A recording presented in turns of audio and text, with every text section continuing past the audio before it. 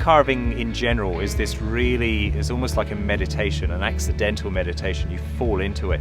When you're actually carving out in the bush, it's amplified. It becomes this amazing experience where it's just everything, literally everything in your life, any worry, it just goes away for those few hours that you're going to carve.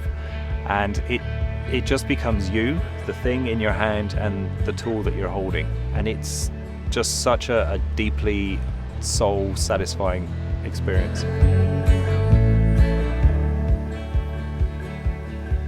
My name's Jeff and I'm a spoonsmith and I live in I started out about 20 years ago. I actually started off as chairs. I was living in England at the time, didn't have a job. Things were a little bit miserable to say the least.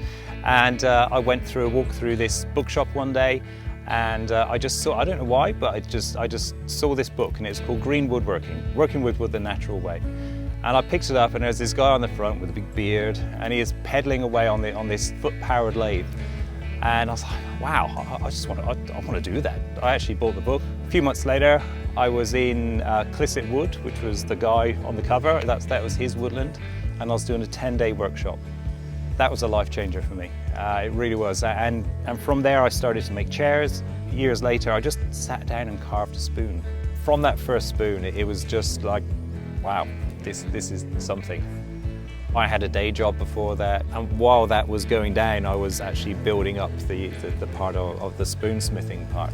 And it got to this point where it's like this critical mass of, I was holding a job and what was becoming an almost full-time spoonsmithing job, and I just had to let something go.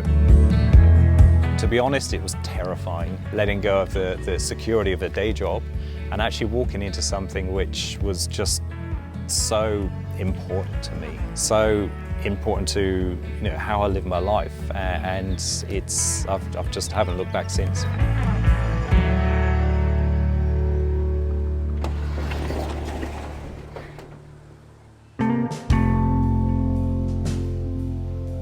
As soon as I'm actually in my new office in the shed, it's just this, the first thing I'm doing is picking up pieces of wood, seeing what can come out of that bit of wood for the day. And then obviously is then to the tools, the tool is that really cathartic process of sharpening your tools for the day and laying them out. And that's it for noise for the day as well, there's no plugging in the machines or anything like that. My tools are there on this tiny little bench next to where I sit. It's not only a satisfaction from the things I'm making, it's this satisfaction from this environment that it creates around me, and it's awesome, I love it. My spoons are kind of experiential. If my mood's good, that can come out with it. And right down to the people you hang out with when you're carving, it all kind of shapes. I hope when somebody buys one of my spoons, the first thing they do is actually use it. Spoons are there to be used. Get a spoon, dip it in a pot, stir it, let it get stained, let it grow old and get this patina of use. And I hope they become, Nonna's old spoon eventually and then passed on to their kids and something. They're certainly made to last that long.